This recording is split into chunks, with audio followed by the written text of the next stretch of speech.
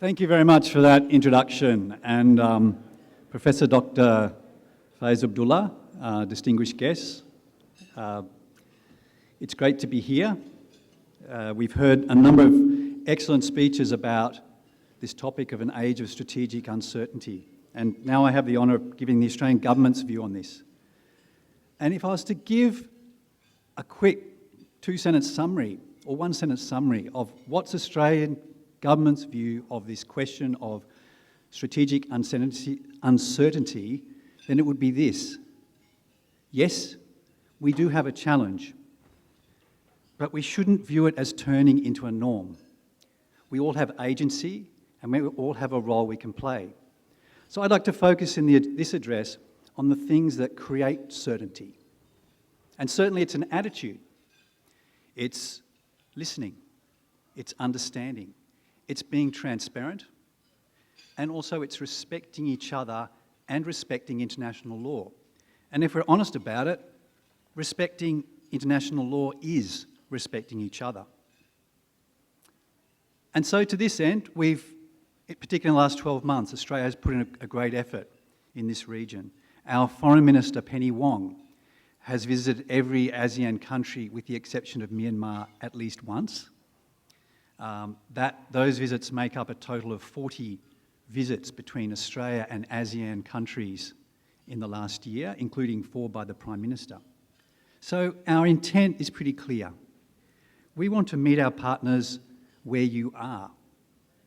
And what we've heard from that is that the nations of this region want growth, they want opportunity, and they want prosperity.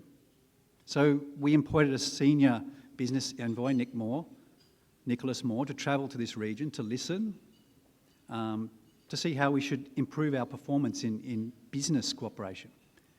And from those conversations and other conversations, what we've heard is that what this region wants is more with and from Australia in the clean energy transition, in rapid digitalisation, in infrastructure, in gender equality. So we're looking to inject those elements into our business strategy, but also our development program, which has been boosted by an extra $470 million in Southeast Asia. So listening, understanding, that helps create certainty. But there's more to that. Being transparent creates certainty. Earlier this year, Australia took significant steps to engage regional counterparts about AUKUS ahead of the optimal pathway announcement. Across the region, including here in Malaysia, Australian ministers and officials have talked frankly and openly with counterparts about AUKUS. Our Chief of Defence Force visited Malaysia just days before our most recent announcement to share the latest updates and discuss the future outlook. Jadi kenapa Panglima Australia kunjungi ke sini?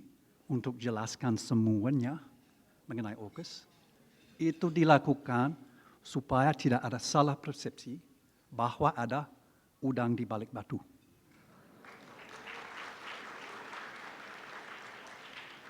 And it was because of this engagement with Malaysian authorities ahead of the announcement that the Malaysian Defence Minister was able to brief Malaysia's Parliament just over the hill on our non-proliferation approach on AUKUS.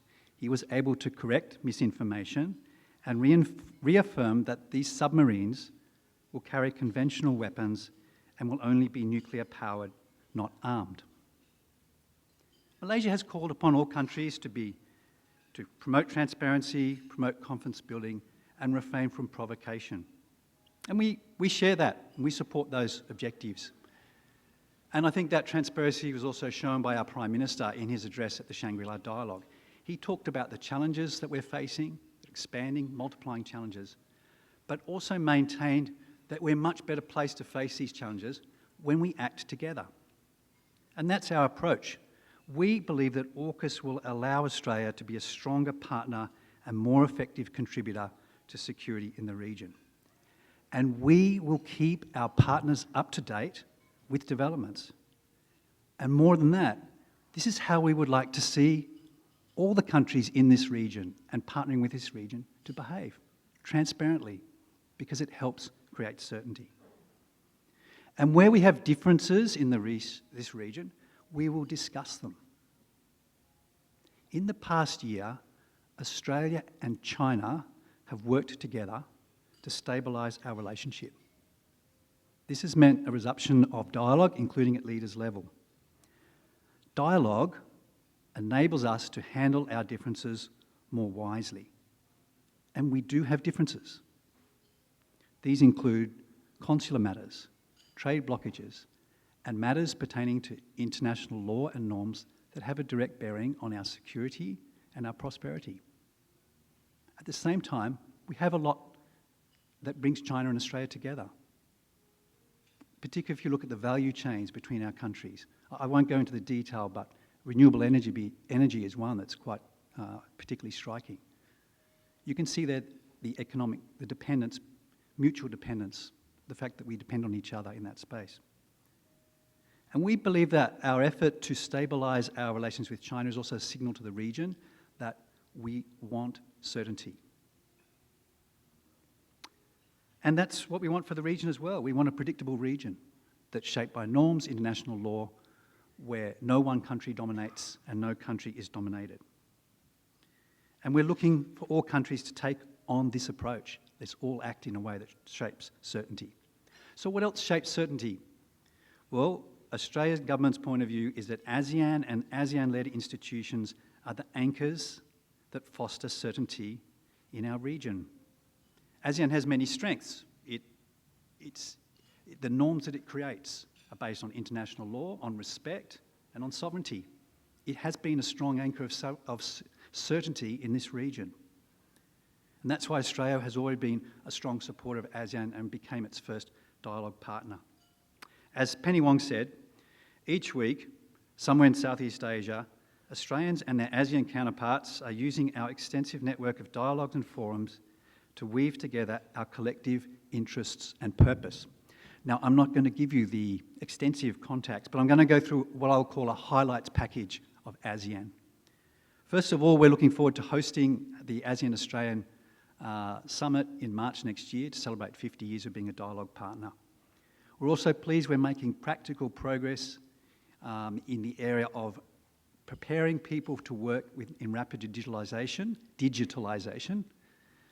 with over 450 scholarships having been distributed to students from ASEAN countries. We're also strong backers of ASEAN's bid for carbon neutrality, and we'll be working closely with Vietnam and Laos on that in the ASEAN format later this year. I talked a little about value chains before with China in this area. This is an area we can really come together, share expertise, and build value chains. And if we're going to talk about ASEAN, I'd like to also talk about the Quad.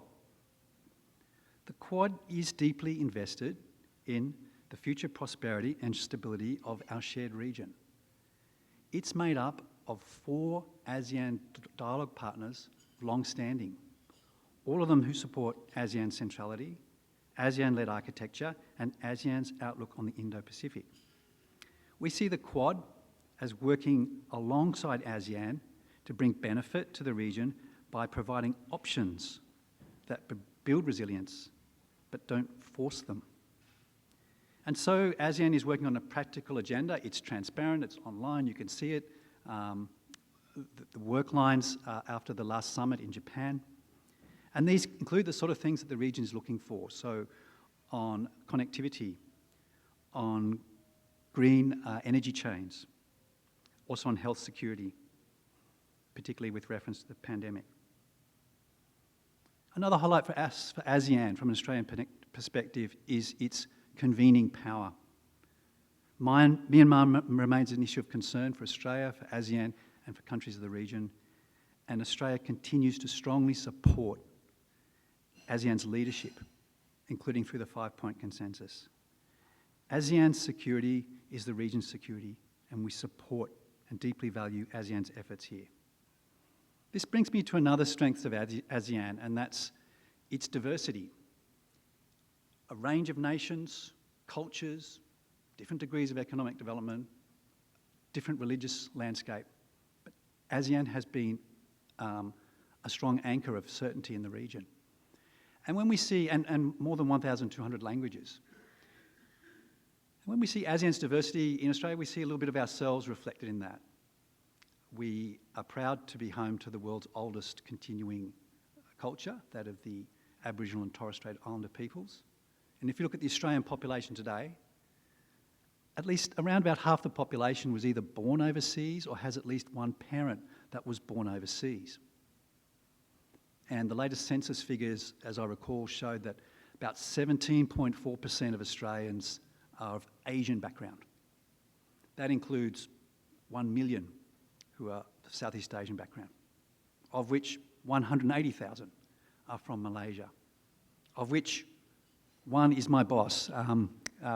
So we won't forget that. But Penny Wong grew up, spent part of her youth in Kota Kinabalu.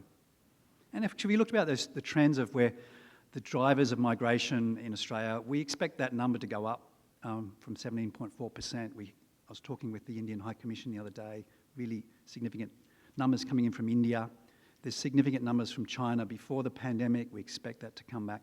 And of course, significant migration from Vietnam, which I'm also obliged to mention because my wife's Vietnamese. So diversity is part of certainty because diversity means you can listen, you can engage, and you can respect. It shows that there are the soft powers necessary for creating certainty in other areas. So now I want to talk about the final piece of creating certainty, and that's international law and norms. We're all diverse nations, we're all different, but we all want to live in a region that's stable, prosperous, and respectful of sovereignty, where disputes are guided by law or norms and not by size and power.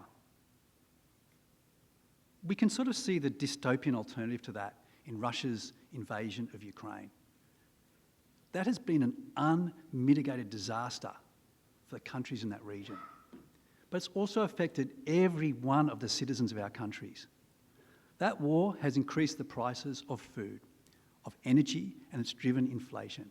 It has hurt and is hurting every one of our countries, every one of us. And that experience drives home the importance of supporting international law and rallying around it. If we're talking about international law in our region, we should mention UNCLOS. Australia's always been a strong supporter of UNCLOS. We're one of the first countries to ratify it. UNCLOS creates a comprehensive framework for how we deal with the maritime zone. But more than that, and to echo what the Prime Minister said this morning, UNCLOS creates certainty in our global system and ensures sovereign rights and resources are protected. It is possible to resolve maritime disputes through UNCLOS, and it has happened. Just last month, our Foreign Minister Penny Wong visited our friends in Timor-Leste. She spoke about how Australia and Timor-Leste worked together to resolve and agree upon our maritime boundaries. It's possible, it can be done. While quickly on Timor-Leste, we're also supportive of their bid to join ASEAN, and we'd like to call out Malaysia and thank them because Malaysia is also supportive of that bid. Is that Putrajaya di sana? Thank you very much. All right, so let me sum up. It's our collective responsibility to create certainty in the region. At the beginning, I tried to encapsulate in a couple of sentences what Australia thinks about this question of uncertainty and certainty and agency. I'd now like to quote our Foreign Minister Penny Wong, who earlier this year said, quote, "Viewing the future of the region simply in terms of great powers competing for primacy means countries' own national interests can fall out of focus. It diminishes the power of each country to engage other than through the prism of great power." Now, you've heard me, end of quote. You've heard me speaking, and other Australians will speak of the importance of a region based on international law, respect and sovereignty. We've heard this morning addressed by the Prime Minister. He talked about a region based on fairness, respect for international law. He evoked the idea of Madani and the concept there. So each country may have different words to describe it, but essentially it's the same thing. It's a place where we can live together fairly. So let's be clear about what we say. Let's be clear also about what we do that supports that. And let's be open about what works to create certainty and what doesn't. Let me close by giving a particular thanks to the ISIS team for their tireless work in this conference. It's really appreciated. So thank you very much on behalf of everyone. And I'd also like to thank the ambassador from the European Union and the ambassador from China for their contributions and contributing to this dialogue. Terima kasih.